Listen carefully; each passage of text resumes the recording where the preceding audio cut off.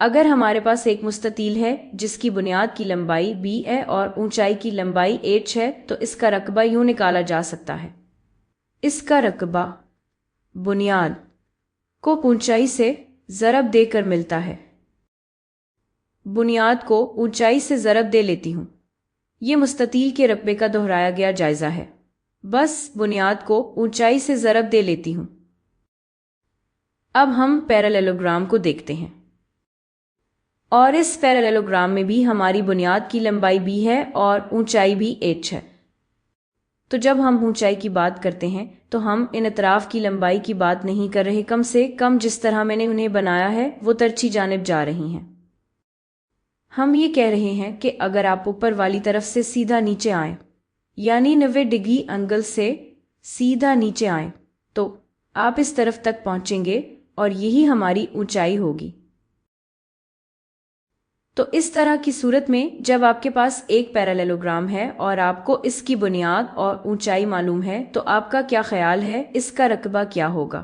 تو پہلے تو ایسا محسوس ہوتا ہے کہ یہ بات اتنی صاف ظاہر نہیں ہوتی جتنی ریکٹینگل کے معاملے میں ہوتی ہے، لیکن ہم ایک چھوٹی سی تصویر بنا سکتے ہیں جو میرے خیال میں آپ کی مدد کرے گی۔ تو میں کیا کرنے والی ہوں، میں رقبے کا ایک حصہ بائیں جانب سے لوں گی۔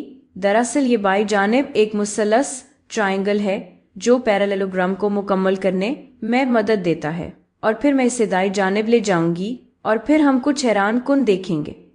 تو میں یہ کرنے والی ہوں کہ میں یہ چھوٹا سا حصہ وہاں سے لے لوں گی۔ دراصل میں اسے ذرا بہتر طریقے سے الگ کر لیتی ہوں۔ میں وہ حصہ وہاں سے لوں گی اور میں اسے کاٹ کر وہاں چسپاں کر دوں گی۔ تو یہ اب بھی وہی پیرالیلوگرام ہے، میں صرف رقبے کے اس حصے کو ایک جگہ سے دوسری جگہ رکھ رہی ہوں۔ یاد رکھیں ہم صرف یہ سوچ رہے ہیں کہ پیرالیلوگرام کے اندر کتنا رقبہ ہے، اور میں یہ رقبہ یہاں سے لے کر اسے دائیں طرف منتقل کروں گی۔ اور یہ کیا ہوا؟ یہ کیا ہوا؟ چلے دیکھتے ہیں کہ کیا میں اسے تھوڑا بہتر طریقے سے منتقل کر سکتی ہوں۔ جب میں نے ایسا کیا تو کیا نتیجہ نکلا؟ آپ دیکھیں گے اب یہ بالکل میرے پچھلے ریکٹینگل کی طرح دکھائی دے رہا ہے۔ صرف رقبے کا ایک حصہ بائیں طرف سے لے کر دائیں طرف منتقل کرنے سے میں نے یہ مستطیل دوبارہ بنا لیا ہے۔ تو ان دونوں کا رقبہ حقیقت میں برابر ہے۔